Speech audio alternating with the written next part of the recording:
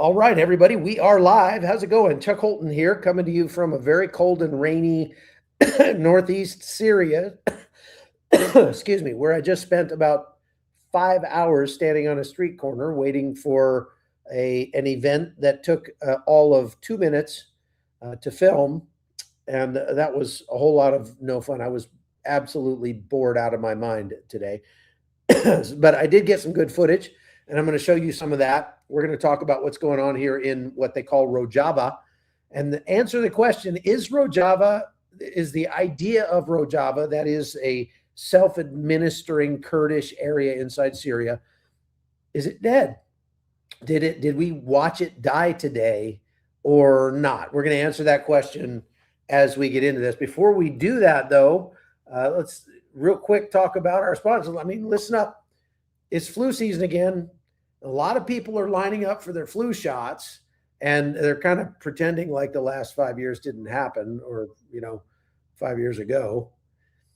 Meanwhile, everybody else is traveling, getting run down, waking up with that familiar feeling that, this might be nothing or it might ruin my week. There we go. Woo. Let's talk about that. There we go. That works.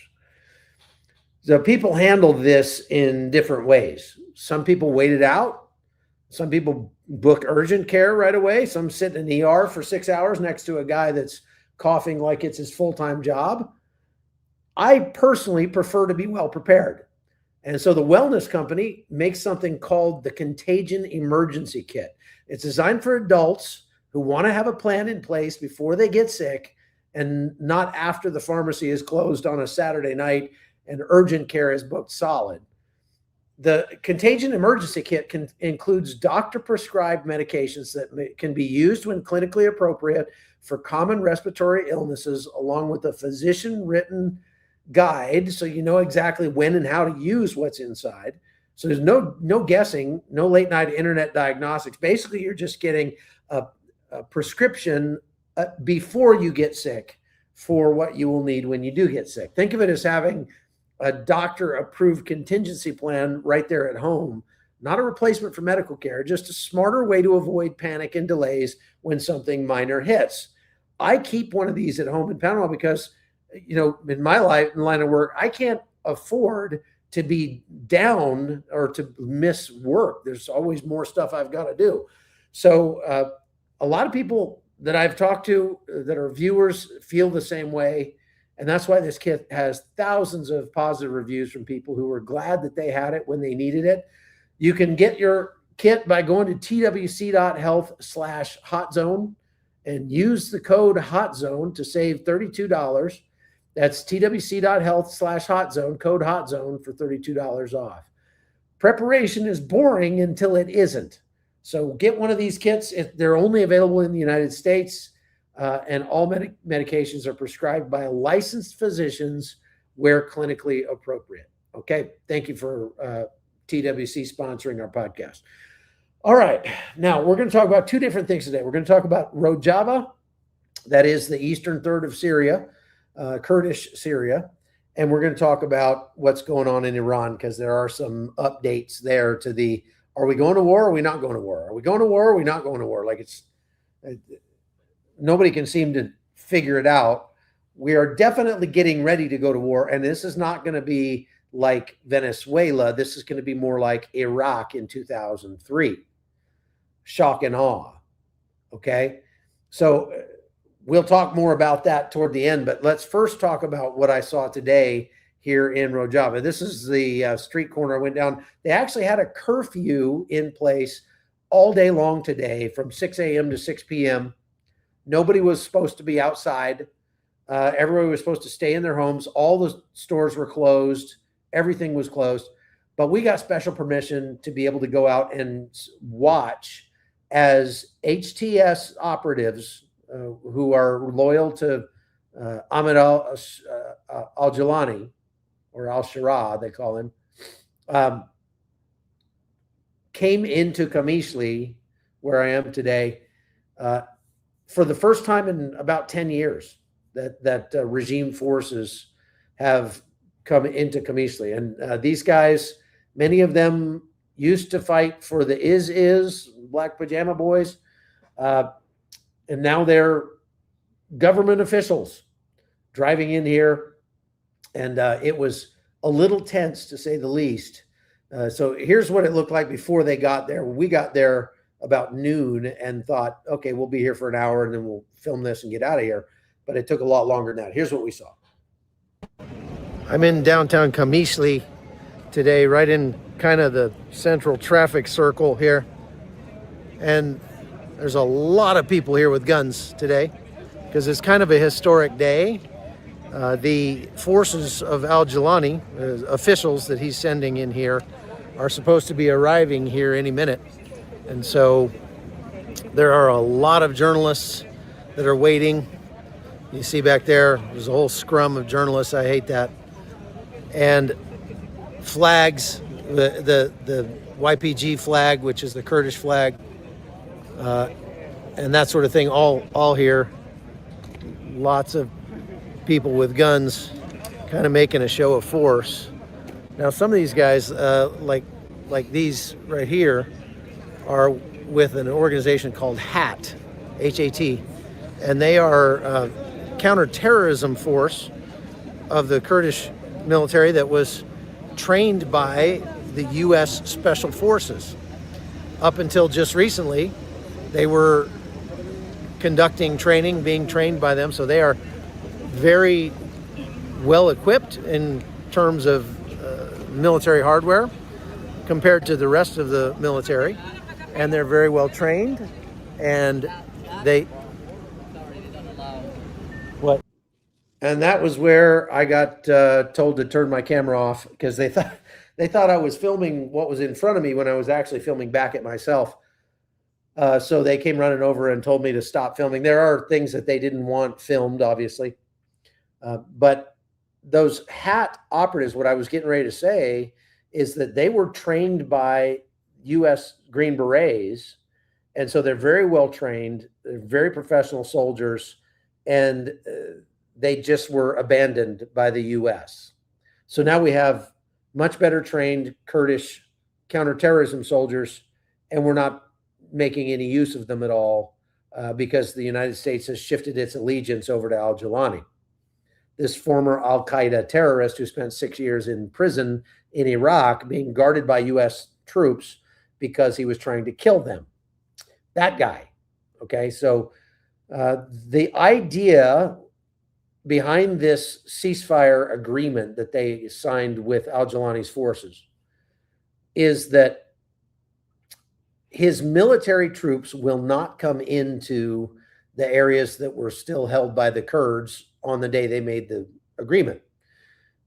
Now, that does not include all of what they called Rojava. Rojava was everything east of the Euphrates River, but they had lost about 80% of that territory in the last few weeks by al-Jilani's forces just massacring them. I mean, just coming in with tanks and supported by Turkish drones and just wiping these guys out. So they got pushed back and pushed back and pushed back until they were in two places left. Kobani, they were kind of encircled there. And then from Hasakah to Qamishli up in the northeast, which is where I am.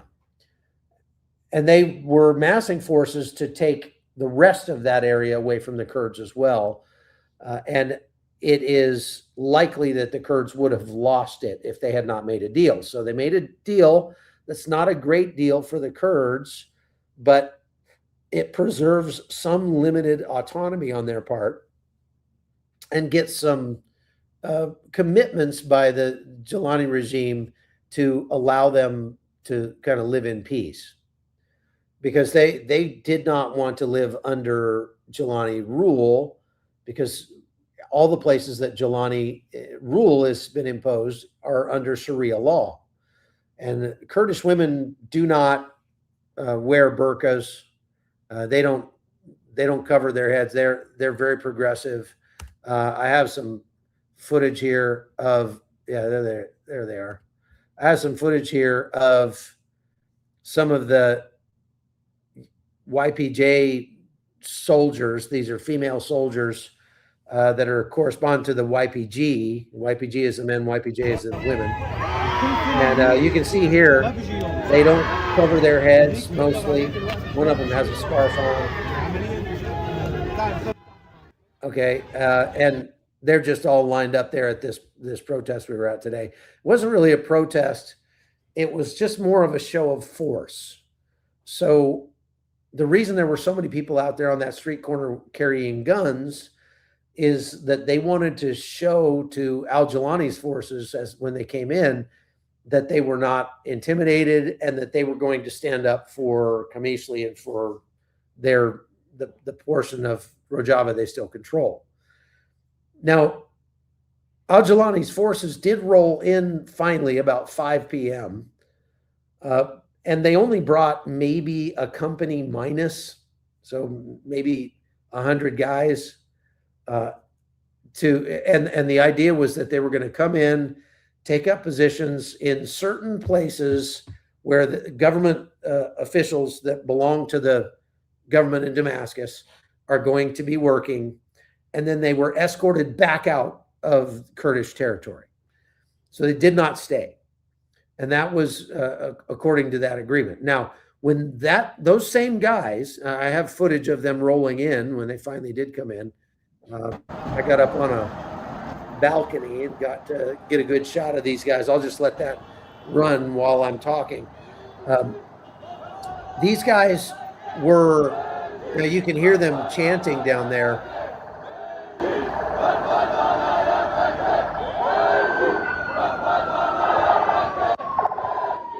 So that what they're chanting is kind of the Kurdish national slogan, national chant. You hear that a lot around here. And they were encroaching on those vehicles that were coming in, forcing them to slow down. And, they were doing their victory symbol and everything. Now, when these same al-Jawlani forces came into Hasakah just 2 days ago, they were seen, the guys in the back of the truck were seen putting up one finger. That's the finger of the Islamic State. This is the gesture. This means a whole lot more than we're number one. This means we're coming for you and we're going to take you out. We're seeing this gesture being used in Europe now and even in the United States. And believe me, if you see a Middle Eastern man and he starts doing this to you, that is a threat. That is a direct threat. So these Jawlani forces, when they rolled into Hasakah, they were making that gesture. Well, I did not see them doing it today. They apparently, somebody talked to them and said, hey, that was a bad idea. So don't make that gesture. So today they were all flashing the victory sign along with the people from the Kurds from Rojava. And so it was a little tense and hectic, mostly because there were idiot journalists that were jumping in front of these cars. And those guys weren't about to slow down. They weren't going to stop for a journalist. They would have just run him right over. But you see here, they're actually shaking hands, and you see the victory symbol there. So this is a change, and that's definitely a positive thing, because they were not being aggressive toward the Kurds today, and rightly so, because the Kurds were out in force with all their weapons, and that could have got real ugly real fast. But that just begs the question: will this ceasefire hold? Will this signal, does what we saw today in Qamishli, Qamishli is the last city that had to be entered by al-Jawlani's troops, for al-Jawlani to be able to say that he's united all of Syria under one flag, finally, for the first time in like 15 years. So the question is this actually going to hold? Does this ceasefire represent the end of the dream of Rojava? That is the dream that the Kurds had of having their own country. The Kurds are 40 million people spread between Syria, Iraq, Iran, and Turkey.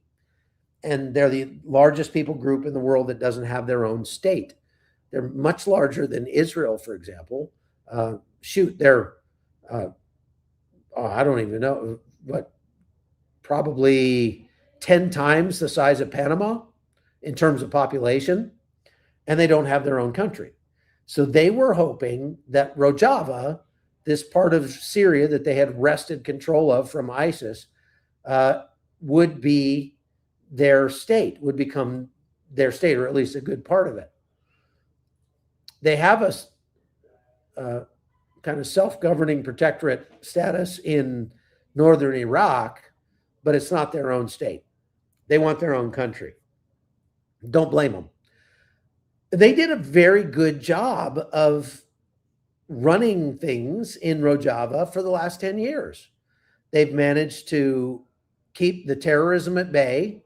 They've managed to maintain law and order, allow Christians, Kurds, Yazidis, Kurdish Sunni Muslims, and Druze and anybody else to live and worship freely side by side across Rojava. City services worked. There was trash pickup. There was internet service. That, you know, all the stuff that you would, you know, expect a civilized country to have, even though this country is still just a developing country for the most part. And a lot of that has to do with 15 years of war, civil war. But I mean, they had it locked in. And now that's all gone. They will get to Muslim Abdi, who's the Kurdish commander of the YPG forces, the SDF. He's going to become the governor now of the areas that the Kurds maintain control. And they will be able to set their own agendas and kind of pass their own ordinances and things like that under supervision from officials that are appointed by Damascus. So if you talk to Kurds on the street, they'll tell you, well, this is not ideal. This is not what we wanted. And we're very sad about it. If you talk to people about it, it's not strange to have somebody burst into tears as they talk about it. But it's not going to be, but what they'll tell you is we're trying to be optimistic about this. We're trying to hold on to hope that Jelani and his guys will live up to their commitments and will leave us alone in the areas we control and let us live our lives here. Now, that does not address the internally displaced persons problem, and that is significant. It's major. There are something like 200,000 IDPs here in this area in Qamishli. And those people are living in schools, mosques, places like that.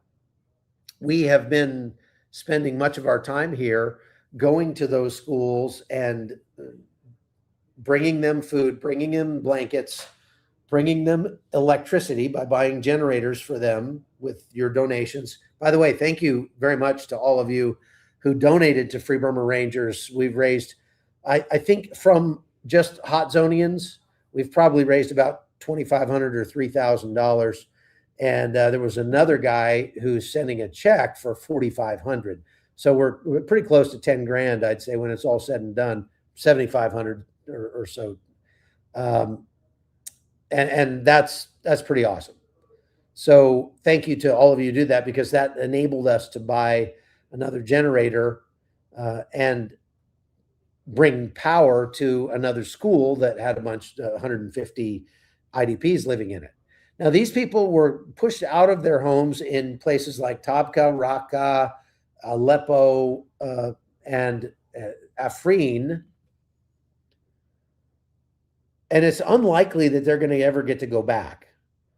From what they tell us, their farms, their homes have all been either destroyed or they're now being lived in by HTS guys with their families. So the Kurds who actually owned those houses and built those farms don't have anywhere to go home to. So they're going to have to stay in these schools for the time being and hopefully just reintegrate into the society where they can start trying to make a living. Most of them are not working yet. They've only been in Qamishli for a couple of weeks after being displaced like 4 or 5 times. So you can imagine they're still kind of reeling and trying to figure out what they're going to do. Okay. All right. So we did 20 minutes on that. Now I want to talk about Iran and what's going on over there. The Trump administration is trying to straddle the fence on this. They're talking about, negotiations with Iran. Iran is pulling a page from the playbook that the Russians use and is stringing us along as long as they can by pretending to be interested in negotiations.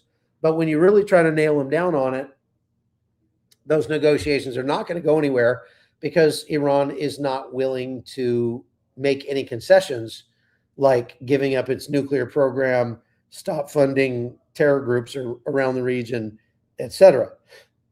They're saying, yeah, we'll negotiate, but those things they're red lines. We're not going to talk about those at all.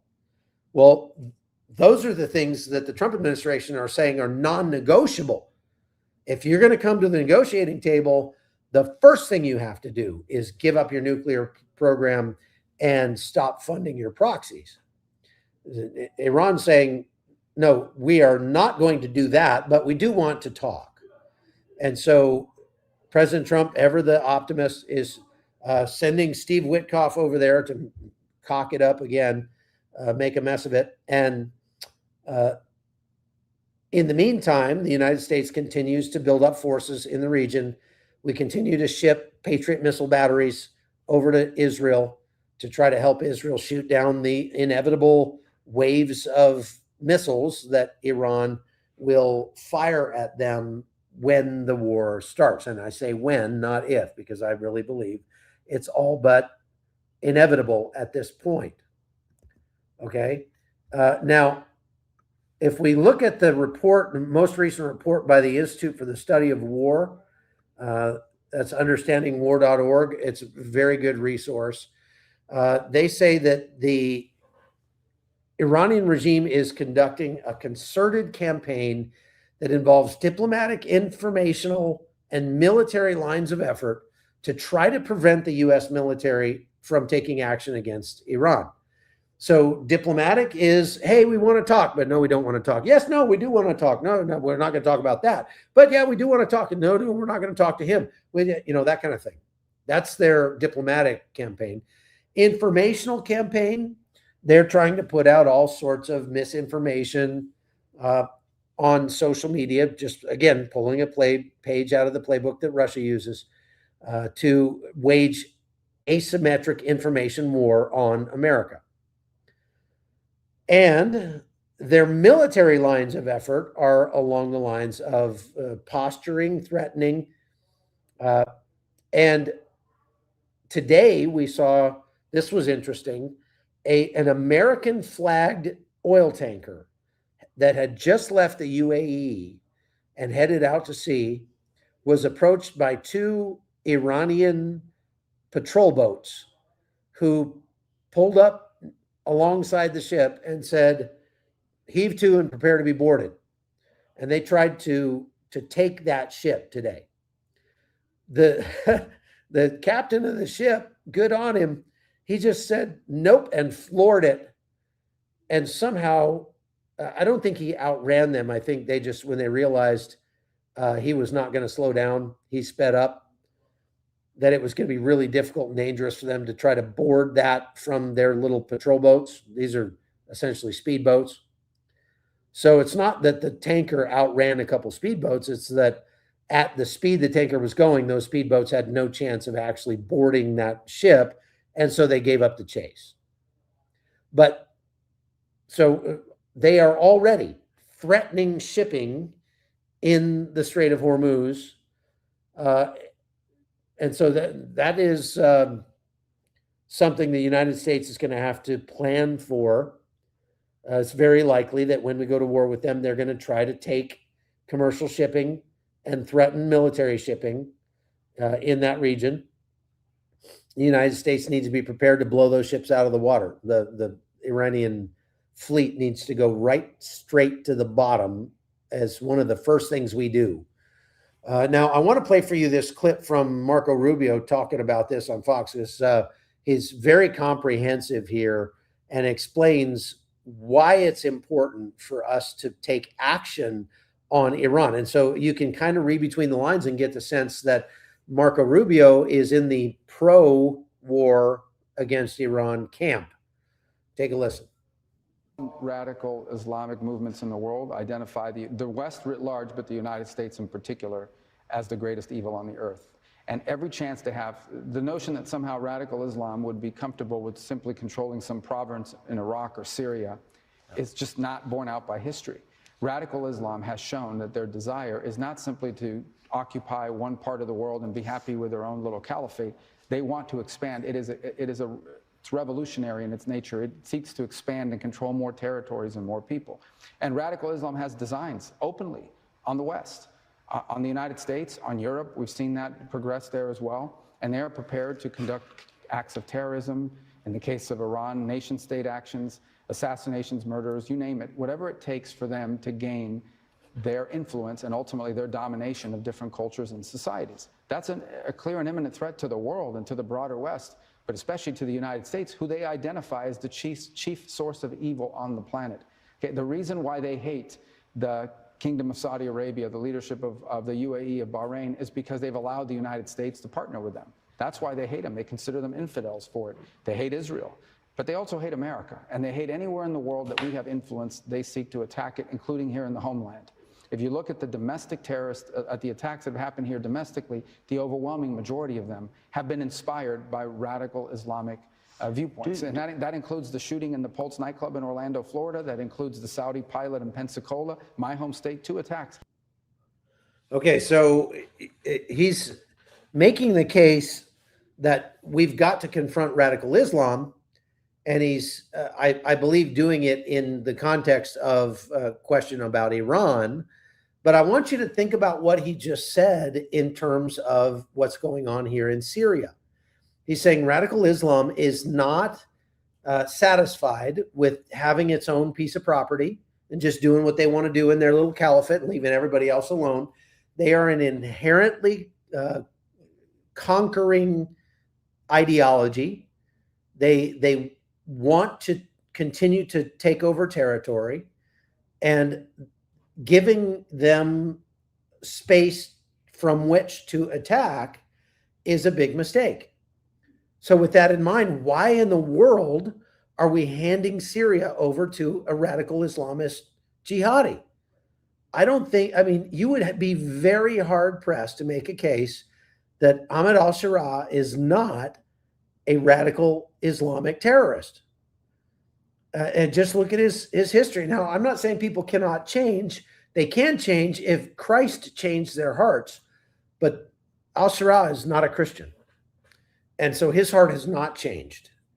And so why are we, knowing what Marco Rubio just said, and everything he said is 100% true, knowing that, why in tarnation would the United States remove its support for the Kurds and start supporting al-Jilani and his forces? I think it's a pie in the sky, a wishful thinking that, oh, maybe these people will all get together and just make nice. But that is not in their nature. As we saw with the troops that were coming into Hasakah, giving this, this is not a we're going to live together in peace gesture. This is we're going to come for you gesture, and you're next, that kind of thing.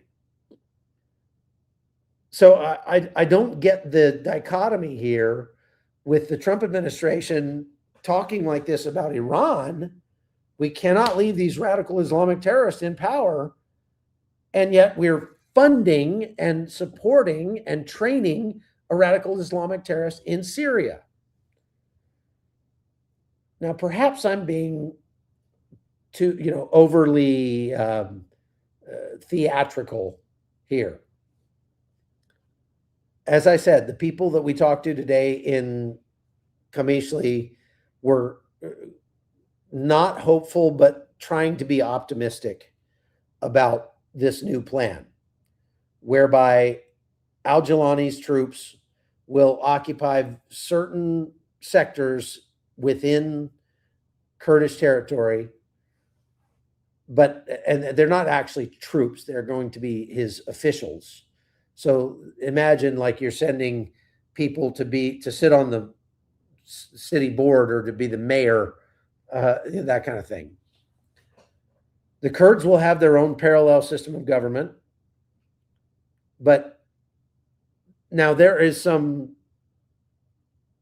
I guess, I wouldn't call it conspiracy theory, but there are rumors going around that al-Jilani wants to make friends with the Kurds because he wants the Kurds to help him fight against the Black Pajama Boys. As you've heard me mention, they have now grown to about 10,000 strong. Many of them came from al-Jilani's forces and defected to the Black Pajama crew, and we all thought they were now was because President Trump said that he defeated them in his first term. But as it turns out, that wasn't quite the case.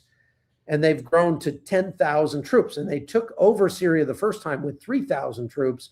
So it's possible that al-Jilani sees a fight coming with these people and is saying, I'm going to need the Kurdish brigades to help me fight these guys. And so he's aligning himself with the Kurds a little bit. Maybe that's why. The other rumor that's going around has to do with Iraq, and that is that the United States under Tom Barak, the ambassador to Turkey, who's now the special advisor to Iraq as well. They fired the guy that they had in that position, and they put Tom Barak in there. They wanted the Kurds to help them fight the Hasakah. That is the Iranian-backed militias that exist in Iraq, Shia militias. And the Kurds said, we're not mercenaries. We're not just going to go fight anybody because you need help fighting them. We fought ISIS because they were encroaching on our land and they were a threat to the whole world. But don't ask us to go fight other battles for you, because especially if you're not going to support us. And so that was so a lot of Kurds are saying that's the reason why the Trump administration withdrew its support from the Kurds and threw its support behind al-Jilani. I don't know if that's true. It sounds a little far-fetched to me, but believe me, the Kurds believe it. They believe that it's true, without a doubt. Okay, so let's move on. Iran is unlikely to give in to President Trump's preconditions for negotiations. They had to cease all support for the axis of resistance, and they have said they're not going to do that.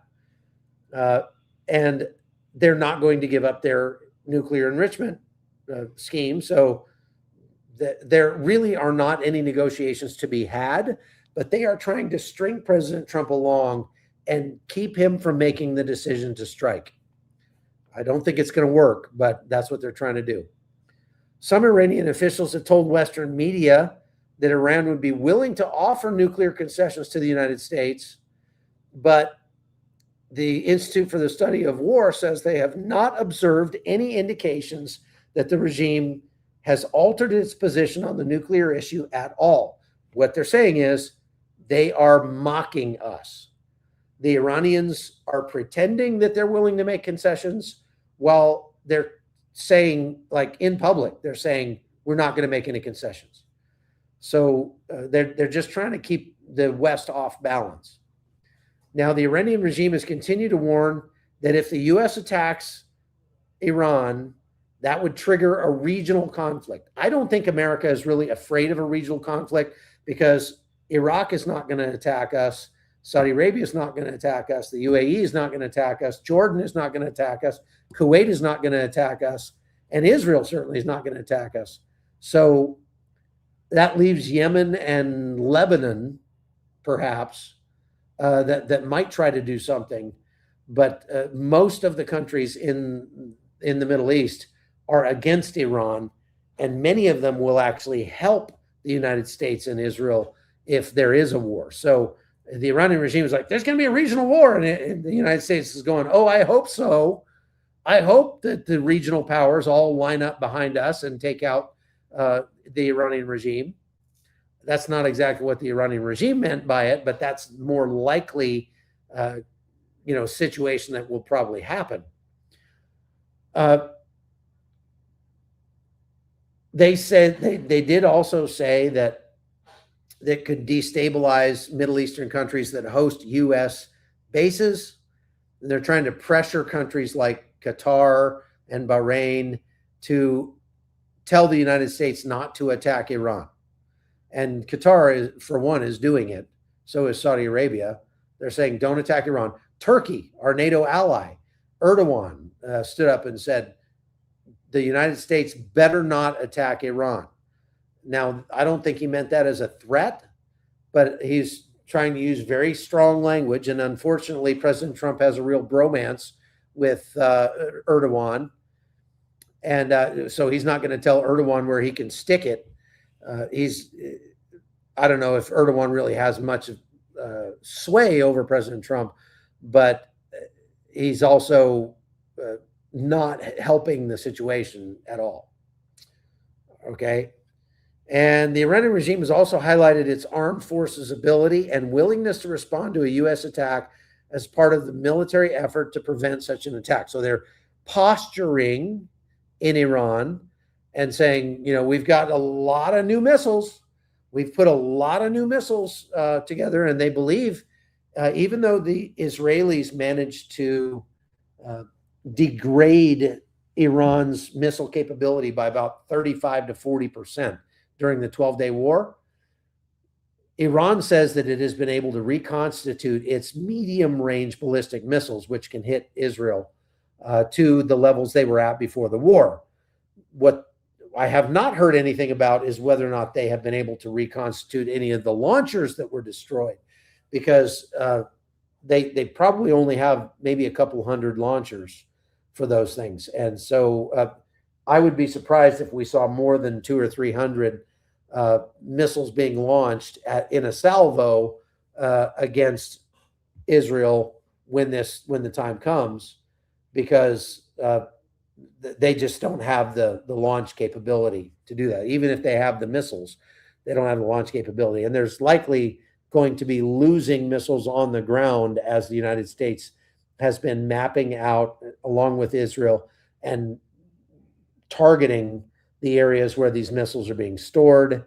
And they're just waiting for them to roll some of them out, and they'll hit them right there before they get a chance to take off. So the threats from the IRGC are not that scary because they're in a worse position now than they were before the June 12-day war. And in the June 12-day war, they really were not able to cause all that much damage or destruction. They killed a few people. It was 20 or 30 people, I think, that lost their lives in Israel. And that's 20 or 30 too many, but it's not going to move the needle in terms of military. They're not going to win the war by killing 30 Israelis. By killing 300 Israelis, they're not going to win the war. So the United States and Israel are more prepared now than they were in the last war. And it looks like they're getting more prepared every day. So it's not likely that Iran is going to have much success when the war does kick off. Even so, all of this posturing and talking smack is just that. Okay.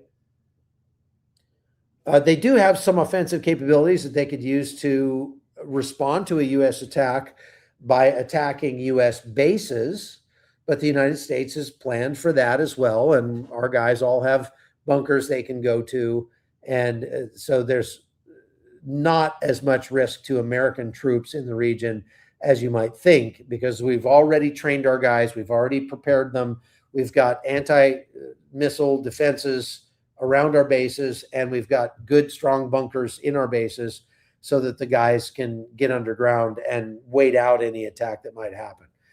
What we don't have to worry about is the Iranian army overrunning U.S. military bases in Iraq or something like that, because they just don't have the expeditionary capability to do that. Okay. So now the Iranians could also activate sleeper cells in the United States. They could engage in cyber warfare, hackers and stuff like that, but they're doing that stuff already. So again, let's say that the Iranians managed to activate 10 sleeper cells in the United States, and all 10 of those guys coordinate together and they go and do a massive multi-cell terror attack in various cities across America, doing mass shootings or ramming attacks or something like that. Is that going to move the needle? Is Iran going to win the war by, let's say they kill 300 Americans? I mean, God forbid. Be terrible. It's terrible to even talk about, but just ask yourself, if Iran managed to kill 300 Americans in the United States, which is not likely, would that move the needle? Would the United States say, oh, no, we can't do this anymore. We give up. We give up. Or would we be doubling and tripling down on our bombings in Iran? I think it'd be the latter, right? Okay, so I want to get over to your questions. We got over 1,000 people watching, so please do me a favor and go to chuckholton.com. We put up daily summaries of these lives. We put up early access bonus videos, behind the scenes photos and videos, access to, you get first dibs at our tours that we do. We've got this Frontier Forge Institute we're putting together for young men coming up this summer. You get access to that. You get a monthly Zoom call with yours truly, and a whole lot more if you go over to chuckholton.com. That is the way that we keep doing what we're doing here. So that helps to keep us on the road. This is the new creator economy, folks. You don't pay $250 a month for cable anymore. You pay $20 a month for Netflix or whatever it is. I don't watch Netflix, so I don't know how much it costs, but it's not that much money. And when you find a creator that is making news content that you find useful, then you toss him a couple bucks to keep him doing what he's doing. That's the creator economy. And that's what chuckholton.com is all about, is allowing you to take part in what we're doing and help support our cause. Okay, so let's get to your questions. First question, do you think under Syria, Turkey, that the caliphate will reassemble, and how could that affect a weak Iran? Well, I don't know that it would affect a weak Iran all that much, but I think that it's likely, maybe not imminent, but it's likely that the Black Pajama crowd starts to try to reassert itself and create its caliphate over again. Now, we've essentially given it a caliphate by handing Syria over to Ahmed al-Sharaa.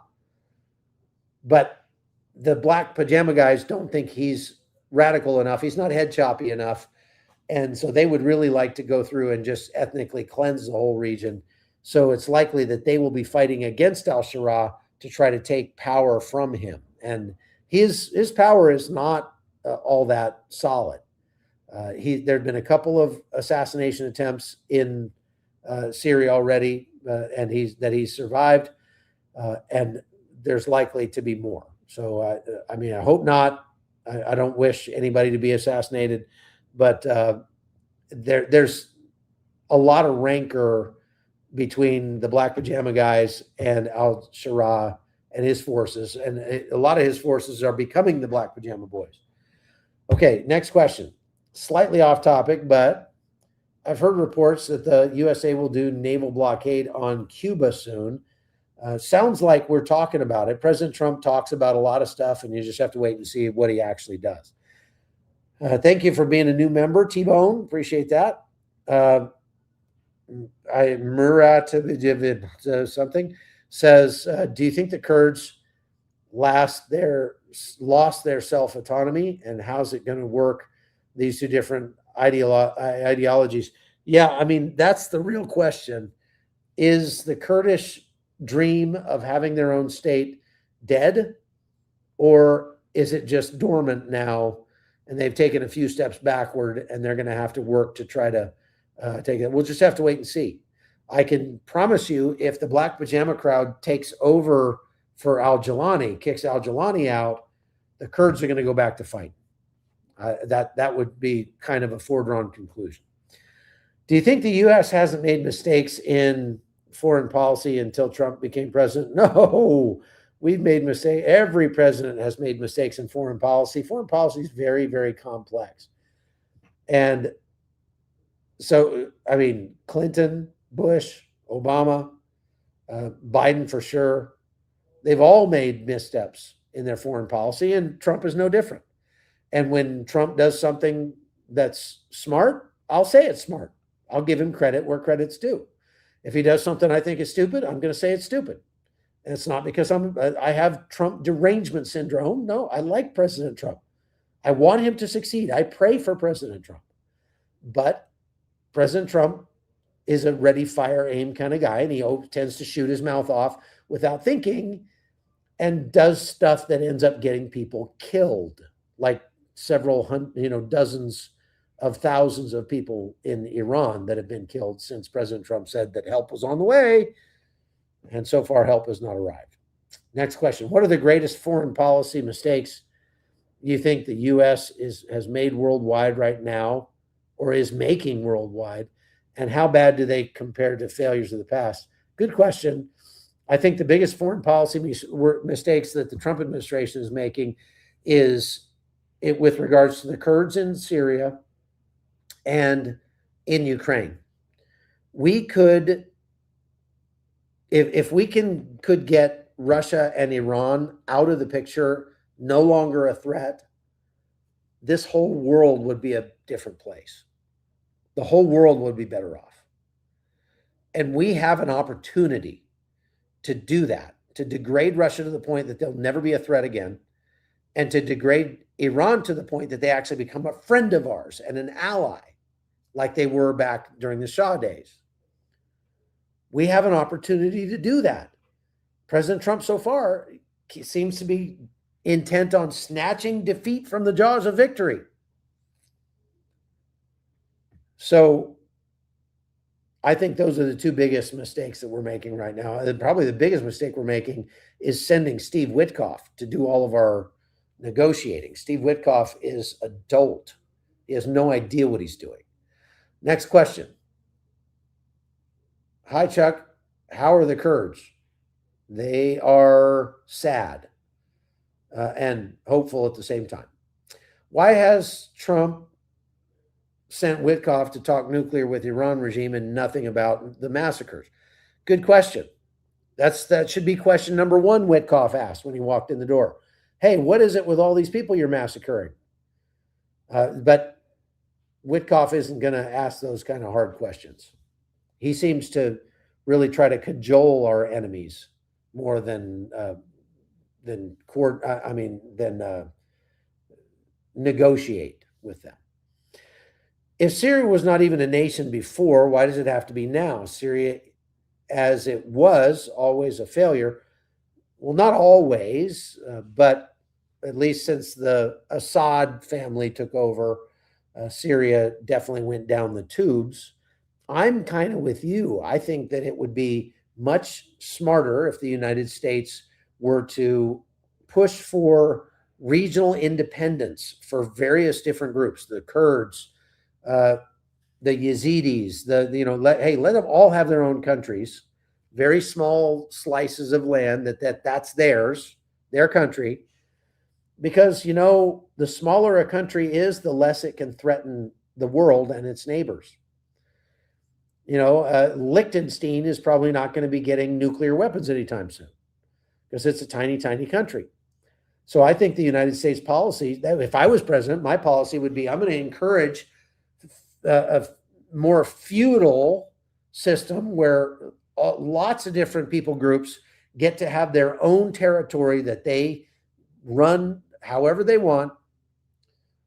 And we keep them all very small and very weak. And then that makes the world a safer place. Now, I haven't thought that through maybe enough, but that's just off the top of my head what I would do. All right, next question. Will Turkey vacate the region if it currently controls in Syria? Has Trump betrayed the Iranians too? Yes, Trump has so far. I wouldn't say he's betrayed the Iranians, but he should have been more circumspect in how he encouraged them. And if he was going to encourage them like he did, he should be willing to throw troops, U.S. troops at the problem sooner rather than later, and not just let all these people get massacred.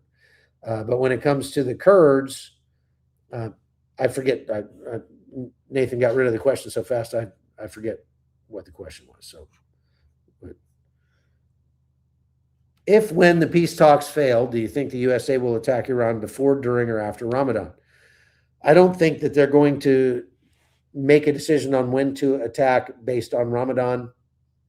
And I'm not exactly sure the dates that it starts because it's a different day every year because it's on a lunar calendar. But I mean, Ramadan would attacking during Ramadan would not necessarily give us that much of an advantage. So I don't know that that's going to enter into their calculus at all. Next question. Romans 16:20 says, if when the peace talks, we already got that one, sorry. Question, are al-Jilani's guys just taking over all of Syria, not leaving any room for the Kurds, Alawites, Christians, or anyone else? That's what they would like to do under this peace deal. They're leaving the Kurds some space to call their own, or at least to administer. And that space is also going to be space where Christians and Yazidis should be able to live in peace. There are Christian churches here in Qamishli. There's one not far from where I'm sitting. And there are plenty of Kurds here. I mean, the guy that, I'm sorry, plenty of Christians here. The guy that cut my hair the other day was an Armenian Christian here in Syria. It's weird to hear Armenians speaking Arabic, and they don't really speak Armenian that much. They speak Western Armenian, and I'm used to hearing Eastern Armenian. Okay, so next question. Have you heard about the U.S. Navy oiler Bighorn running around in Oman, and could this delay? No, I have not heard about that, and I'm not sure what you're talking about, actually. Next question. These speedboats, can they be the straw that could be used to kick things off? No, AWACS left from Tinker Air Force Base yesterday for the Middle East. We don't need an excuse. We've got plenty of excuses to kick this thing off. But if they had managed to take over that American flagged ship, that might have been, okay, it's go time. That's a good question. Rubio never mentions Canada. He calls a threat to the United States and Europe. He assumes Canada is non-existent. What of Canada? 51st state mentality. We used to stand together at one time. I don't think Marco Rubio is hostile toward Canada necessarily. We don't like your prime minister all that much because he's a flaming liberal whack job, but he's not near as bad as Justin Trudeau. So there's that. Personally, I like Canadians. I think Canadians are the nice North Americans, and they're just a kinder, gentler version of us down here in the South. But I don't think that Marco Rubio has a problem with Canada or is just ignoring them. Maybe he is just ignoring them. I don't know. Good thought. What do you make of the report? There are dead bodies with no injuries. Are they using chemical warfare on their own people? Well, we've heard reports that they are using chemical warfare, and So I don't know if that can be corroborated until we get boots on the ground in there. And so we'll have to wait and see. Kurdish Imam Hasnevi openly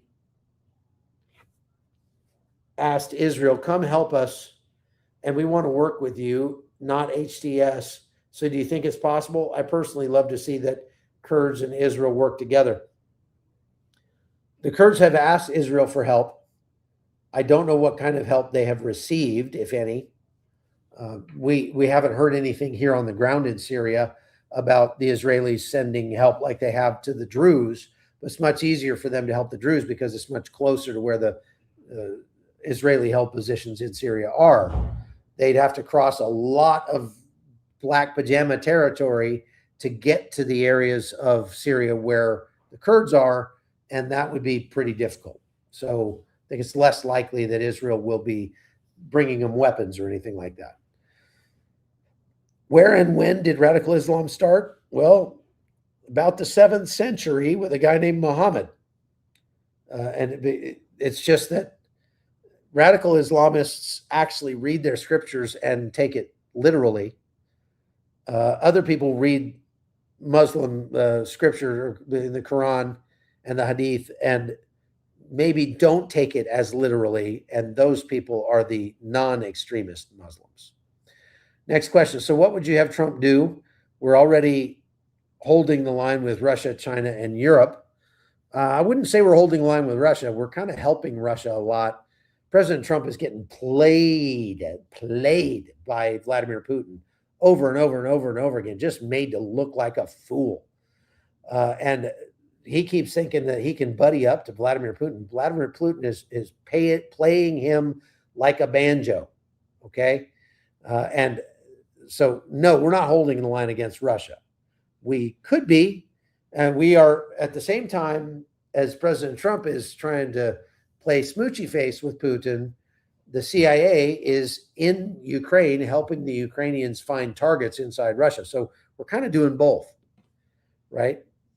What would I have President Trump do? Take a firm stand on Russia and on Iran and on China, and don't back down. He talks a good game sometimes when it comes to those countries, but then ends up backing down when he gets a phone call from Putin. And I don't know what Putin whispers in his ear, but he changes his mind just like that. So that's not impressive to me. Did you see we shot down an Iranian drone? And that must have just happened because, no, I didn't see that in the news. Unless, well, no, actually, maybe I did. That actually, it kind of rings a bell. I might have seen something go by about that. Why do they ask the Kurds to fight two jihadist groups with jihadist groups without any international support, without any federal recognition? I'm afraid the plan is to risk Israel in the future. That's kind of a rhetorical question, so I'll pass on that. Could Turkey try to take over Iran? No, they couldn't. They could try to take over Syria, and they kind of are, little by little, getting the camel's nose under the tent there. Turkey already has troops in Syria. They hold areas in the far north of the country out to the west, and that's very concerning. But Israel will have something to say about it if Turkey decides to try to take over Syria. So there's that. Why can't the Gulf countries put out a coalition together to deal with Iran if nuclear is such a threat? We caught 2 wars over there. We received nothing but hatred. The pressure should be on the UAE. Well, you make a good point. I mean, those countries should definitely step up and take a bigger role in their own security. The crazy thing is they don't really want the regime to fall in Iran, even though they don't like it. They're afraid of what Iran might become. And so Qatar and the UAE and Saudi Arabia are kind of saying to the United States, please don't overthrow the government over there. And they're doing that with assistance or encouragement from the Iranians as well. Next question. China and Russian planes are coming and going from Iran. What are they bringing and taking? Well, they're probably bringing in air defense radars that they want to test against American fighter jets. So far, those radars have not performed very well in Venezuela, especially, and in Ukraine. So they're probably tweaking the software, sending a couple of those radars into Iran, figuring, well, they'll probably get blown up, but at least we'll learn more about how to do better next time. That's just a speculation on my part. Obviously, they're not putting that out in the news, but reading between the the lines a little bit, that's what I would say. David says, when you get out there and how? I think you're talking about me being in Syria. I've been here now for about a week, and I came in through the crossing at Samalka. I got permission from the Kurds to be here before I came across.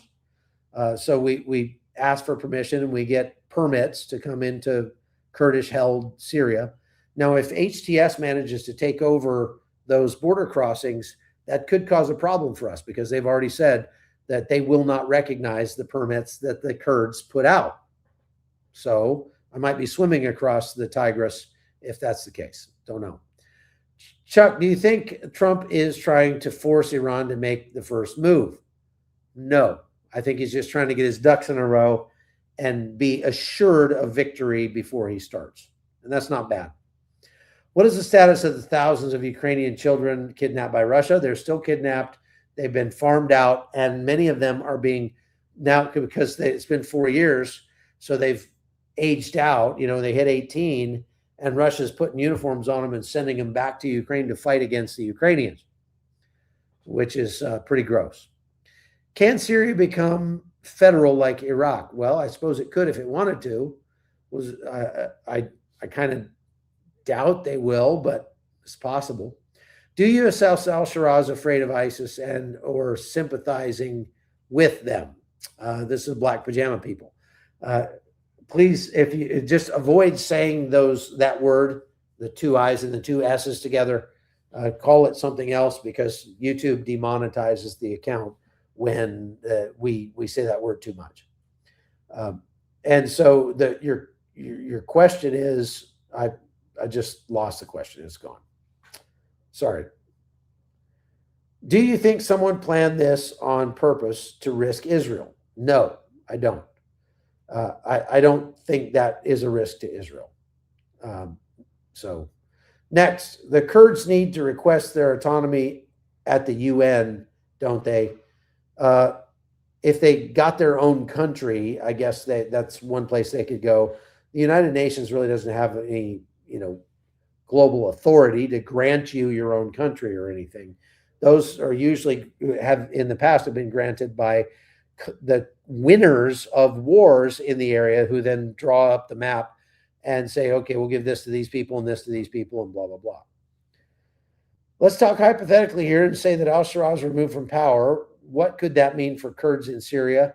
Why isn't the media paying attention to the Kurds as much as Ukraine and Gaza? It's a very good question why they're not. If al-Sharaa was removed from power, that would probably mean that the black pajama people were taking over, and that would probably mean that the Kurds would go back to fighting the black pajama people, because nobody likes the black pajama people. They're not cool kids. They're big dummies. Next question. Thank you, KP1. Appreciate you. At the close, can you give an update from the end of yesterday's live? For those that have not heard, would you consider another Give, Send, Go for us to help? Thanks so much, Chuck and Ms. Connie. We'll talk about that on our monthly call coming up here in a week or two. I can't share as much as I would like right now, but I will when I can. Kurds are the largest ethnic group in the world without their own nation. Would building a new Kurdistan be a goal of the United States? Yeah, it should be. Oh, that's what you said, should. You just missed the S there. Yeah, definitely should be a goal of the United States to help Kurdistan get its own country, I think. And then we would put a military base in the new Kurdistan, and it'd be the safest military base outside of Israel. Okay, is there anyone that Trump respects and will listen to? Yeah, I mean, I think he's got plenty of people he respects and listens to. He's pretty good at listening to people. The problem is he's not real discerning, and he ends up listening to people who either have no idea what they're talking about or have nefarious motives and are pulling him one way or another. Question: should Iran have a treat that we didn't? Oh, could Iran have a threat that I have to like decipher what you people write. It's like, could they have a threat we do not know about, but the intelligence have? Why the USA is holding back? No, I don't think Iran has some secret weapon that we don't know about. They would have used it in the 12-day war because they were getting their heads handed to them in the 12-day war. So no, I don't think they have any special weapon. Do you think Israel could have done the job in Iran by now? Yes, I do. And they're just being polite, waiting on the United States to make the first move. But they're not going to wait forever. They will act unilaterally if they figure the United States is not going to do anything. Next question: what if the Kurds in Iraqi Kurdistan declared themselves independent? What kind of ripple effect do you think that would follow from this? Well, that would mean armed conflict with al-Sharaa and his gang, and right now the Kurds would probably lose that fight. I hate to say it, but they probably would, because they wouldn't just be fighting al-Sharaa, they'd be fighting Turkey. And if the Kurds established their own country, Turkey would probably invade that country and take it over. If it was, next door to Turkey, because Turkey hates the Kurds, hates them. Next question. Off topic. Thank you for the $5. Does the Panama trip still have available spots? What's the best way to make contact for that? Yes, actually, thank you for asking, Emma. We do have a couple slots left on our Panama trip coming up in April. It's the 3rd through the 9th, I think. And you can get more information by writing an email to info@holtonnews.com. And then we'll send you all the information about the trip. But yes, we do have a couple rooms open. It's going to be a great trip. We're going to go see the Panama Canal. We're going to talk, go hang out in a wonderful garden spot where we live. We're going to go see waterfalls and monkeys and all sorts of fun stuff. So you're going to want to be a part of it. Get signed up quick if you're going to do that, because April's coming up fast. Could you do a piece on Iran's influence and presence in Latin America? I have done some reporting on that. It's not as pervasive now as it used to be. Hezbollah has a big presence there, and I guess since they're funded by Iran, that could be a, proxy of a proxy. But the United States is taking steps to mitigate that, so it's not as big of a problem. Okay, next question. Is Trump wanting to put boots on the ground this time? It's what's needed for a regime change. I think it's very likely this time that we will have special operations troops on the ground in Iran for very limited targeted missions. And there will not be U.S. troops forming patrol bases or FOBs or anything like that on Iranian soil. We don't want to take over Iran. We want to let the people of Iran take over Iran. Okay? Honest place to give dollars to help Ukraine. Go to Preston Stewart's YouTube channel. He's running fundraisers all the time. And Preston Stewart is a very trustworthy guy. I know him personally. And so just watch some of his videos. He talks about his stuff all the time. And Nathan's putting up this one from these chaplains that we were with when Nathan and I went to Ukraine in November. These chaplains are going into the war zone and rescuing kids and old people out of the front lines, and they don't have body armor for all of them. So they've got like 4 sets of body armor for 12 guys or something like that. So you can help fund body armor for the chaplains and help them save people by sending money to that PayPal address on the screen. Okay, next question. Why are the Kurds seemingly weaker now that HTS has taken control of most of Syria? Is it because there's no longer an Assad opposition? No, the Kurds are seemingly weaker now because HTS is supported by Turkey. So they have air support. And the Kurds really can't contend with that. They don't really have a way to contend with that very well. Next question. I think Iran is using talks for delay tactics. Yeah, you think? Thank you, Captain Obvious. Or that's Judy. Sorry. If Trump could have some legitimate reason to purposefully cause a delay, I think his legitimate reason is that he still doesn't have enough assets in the region to make sure that we can keep the Israelis safe, keep our bases safe, and keep our troops safe when we go through with this. Last question. Did the Kurds not already try that after the Iraq war, making an independent nation? Well, kind of, but not really. They made a self-governing administration in northern Iraq, and they call that Kurdistan. But it's still part of Iraq. So there's that. Okay. Well, that's all we got for today, folks. Thank you very much for watching the podcast. I appreciate all of you. And I would, again, ask that you go to chuckholton.com and become a supporter over there. Again, you get lots of extra content, really cool stuff. Make sure you get signed up for our trip to Panama in April. The trip in June to Armenia is completely booked, so we don't have any space left on that. But we will be announcing more trips before too long. And so stay tuned for that. And that's all I got for today. So God bless you. We'll see you next time. Take care.